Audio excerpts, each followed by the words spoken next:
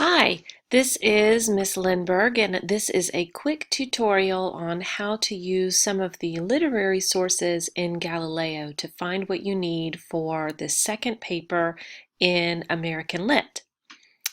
So here I am looking at the paper assignment, and what I'm looking for is at least one critical article in peer-reviewed literary journals that make a claim about the piece of literature. So what I'm going to do is go to the home page for Georgia Highlands and quick links and library. And instead of typing anything in here, what I'm going to do is go to databases by subject. Now, a quick note, I'm doing this from home, so I'm going to follow the same steps you will follow if you're working from home, which means that at some point I'm going to have to enter a password. Here we go, databases by subject, and I'm going to use literature, language, and literary criticism. And I'm going to select literature and literary criticism. What that's done is narrow down to a specific list of databases. If Galileo is a gigantic building, these are all rooms in the building. These are databases that Georgia Highlands pays for in order to have access to, which gives you a wealth of information. You can use any of these to find what you're looking for, but I will show you my top 3 favorites. For this type of activity, my very first favorite is the Bloom's Literary Reference Online. So I'm going to click on that. I find it very easy to use. Now, it looks like it's already signed me in. It may be doing that automatically. If you have to sign in and it requests your username and password, you're using the username and password that you use to log on to the computers at the school. If it asks for the Galileo password, which is just one thing, the current Galileo password is Rancher, R-A-N-C-H-E-R, Rancher. Okay, so here we are at Bloom's literature page, and you can scroll by authors or works, however you want to do it. What I want to do, I think, is I think I want to write my paper on Zora Neale Hurston. She's the last one we did. I find her kind of interesting. So I'm just going to type in her name, Zora Neale Hurston. Oh, look, I've already done it. And click on search. And this gives me all the results. And you see I have 805 results. But I want to narrow that down. I want to make sure that I don't have biography. I'm not looking for her biography. I'm not looking for overviews. I'm not looking for synopsis. What I'm looking for is analysis and criticism. So I'm going to go straight to this tab. This is one of the reasons why I like Bloom's literature, because it breaks it up according to these things. And you are just looking for analysis and criticism. So I'm going to click on that. And then all I'm going to do is scroll through and read some titles and see if there's anything that really interests me. Socioeconomics and the selected short stories of Zora Neale Hurston, that sounds kind of interesting. I might do something on that. Projecting gender personification in the works of Zora Neale Hurston, that sounds interesting too. I know what personification is. I've read a couple of her works. Voices of Independence and Community, the prose of Zora Neale Hurston, that would be effective if I were writing about how it feels to be colored me, because that's not a short story. So, you just kind of scroll down and see what makes sense to you. There's a lot that are about titles that we haven't read, which is fine as long as it's saying something that also applies to the short story, then that's fine. So down here we have the Gilded Six Bits, but that's an encyclopedia and it's really talking about the themes, and we already know that. What I'm looking for specifically is criticism. So I'm going to come back up here, and I'm kind of interested in this socioeconomics and the selected short stories. So I'm going to click on that. And this is by Laurie Champion. This is when it was published. And this is actually from a book that's a collection of criticisms. And this looks pretty good. So this may be something that I can write about. And I'm going to take the time to read it. First of all, I'm scrolling through and see if it mentions gilded sixpence. Here it is. Look, particularly interesting about the gilded sixpence treatment of gender is its implication that men might purchase women who remain at home engaged in unpaid labor. That's an interesting paragraph, and I might here criticizes middle-class values and oppressive gender roles. This is turning out to be really helpful, so I might use this article. Now, if I think there's any possibility that I might use it, I'm going to email it to myself. I don't like to save things because I can never find them again. Printing, it's a lot of work. I'm just going to email it to myself, and that way I can go back and really read it in detail later.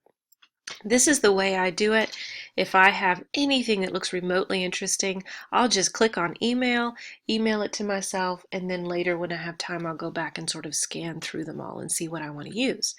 If I'm going to take the time to email it to myself, I'm also going to go ahead and save the citation, which is down here at the bottom. I click on MLA, and then I copy and paste that into a Word document.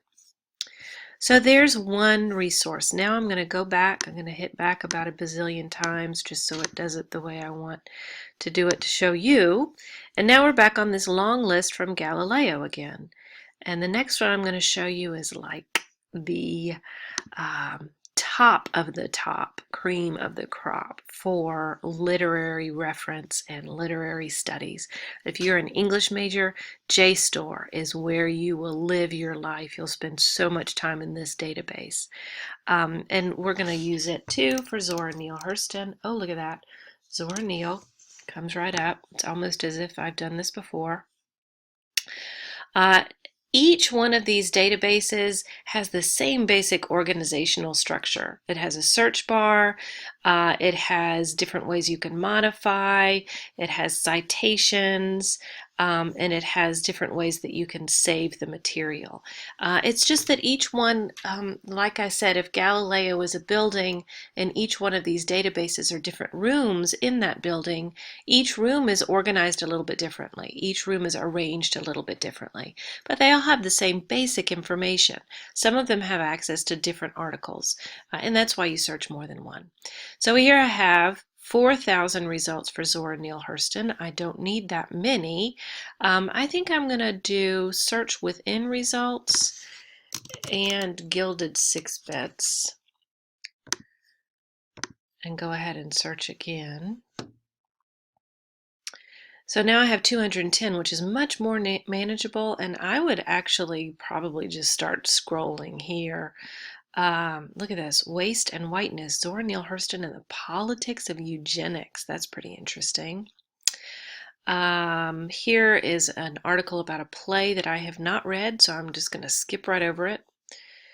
Not going to waste my time there. Here's something interesting.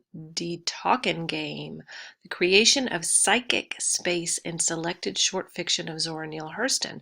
Now that's kind of interesting because what it's talking about is the way the author Zora Neale Hurston uses language to create space, create personal space. So here's one that I might go ahead and get and read. It tells me that it's 18 pages long. That's a little on the long side. So I might decide not to use that one. But here it is. I can download the PDF and save it directly to my computer. Then if I decide not to use it, I can trash it later. I can click on Cite and it'll tell me how to cite the item. That's awesome. Very easy. So that's how to use JSTOR. Now I'm going back and I'm going to one last one. Which is a good one? I think I'm going to go with MLA. I like MLA. MLA is the Modern Language Association. They're the ones who bring us the citation style, but what they do more than anything else, more than citation style, is gather and support research on literature. So I'm going to click on that one. And that one takes me back to an EBSCO host type room. Remember I said that each room is arranged a little bit differently. This is just the way this is arranged. And I'm going to type Zora Neale Hurston, Zora Neale Hurston. and I'm going to click over here on linked full text. That's important because I want to make sure that I get everything. I want to be able to download the PDF. I don't want to have to go look somewhere to find it. And I'm also going to click peer reviewed because that's what our instructions say. All right. Now what have we got? Quiet, quiet. So, these are more articles on Zora Neale Hurston that I can go through, folk modernism or gestural drama. Don't those sound smart?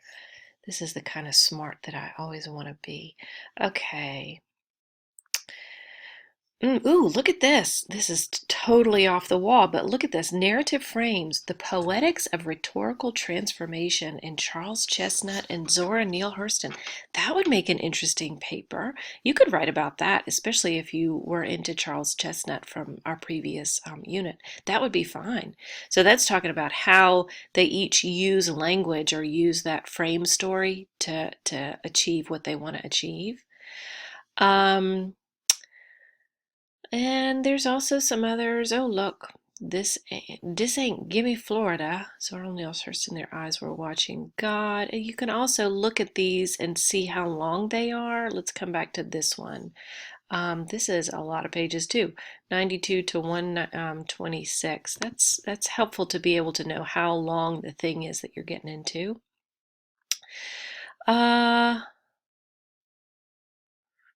Again, we're looking.